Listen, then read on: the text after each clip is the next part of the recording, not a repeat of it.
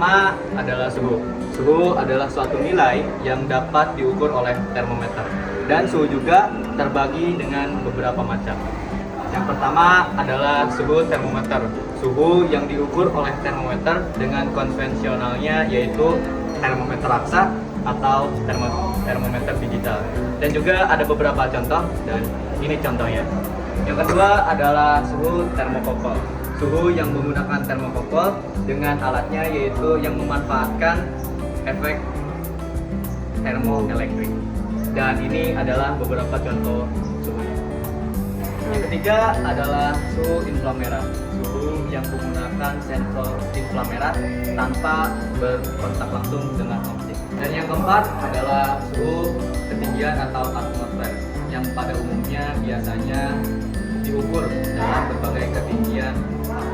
Dan ini adalah contoh suhu-suhu. Yang kelima adalah suhu thermal atau panas. Suhu yang terkait dengan energi partikel dalam suatu benda. Dan ini adalah beberapa contoh untuk suhu thermal atau panas. Dan yang keenam ada suhu kinetik.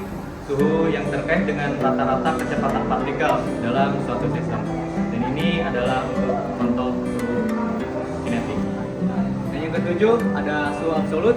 Suhu yang diukur menggunakan satuan Kelvin yang dimulai dari 0 tetap dalam kurung minus 273,15 derajat, di mana semua gerakan molekul itu berhenti.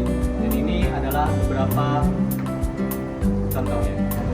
Dan yang terakhir ada yang kedelapan yaitu suhu hampa atau suhu radiasi. Suhu yang berkaitan dengan radiasi elektromagnetik yang dipancarkan atau diserap oleh cahaya atau benda. Dan ini adalah contohnya. Satuan suhu dapat diukur dalam beberapa sistem. Namun yang paling umum digunakan adalah satuan suhu derajat Celcius dan Kelvin. Berikut beberapa penjelasan singkatnya. Apa itu kalor? Kalor adalah sebuah energi yang bisa ditransfer antara dua sistem atau benda yang dikarenakan perbedaan suhu keduanya. Perpindahan kalor terjadi dari suhu yang lebih tinggi ke yang lebih rendah.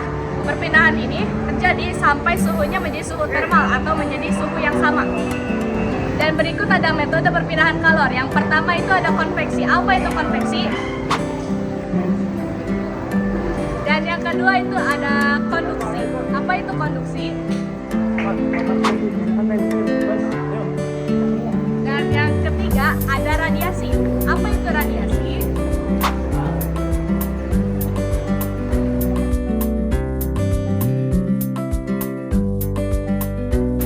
Oleh karena itu, jumlah kalor yang masuk ke suatu sistem harus sama dengan jumlah kalor yang keluar, asalkan tidak ada perubahan energi internal atau kerja yang dilakukan oleh sistem tersebut.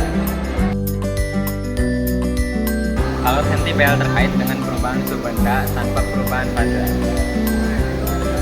Kalor yang ditambahkan dan dikurangi akan menyebabkan penurunan dan penambahan suhu benda. Dan ini rumus dan yang kedua, kalor laten. Kalor laten terkait dengan perubahan fase benda tanpa perubahan suhu. Perubahan suhu terjadi selama proses seperti peleburan, pembekuan, penguapan, dan kondensasi. Disinilah rumus-rumus dan satuannya. Dan yang ketiga, ada kalor khusus atau kalor mol. Kalor khusus atau kalor mol adalah suatu kalor yang digunakan untuk mengubah suatu mol suatu zat. Dan ini rumus dan satuannya. Dan yang terakhir adalah kalor pemuaian. Kalor pemuaian terkait dengan perubahan suhu benda saat mengalami pemuaian atau penyusutan. Dan ini adalah rumus dan satuannya.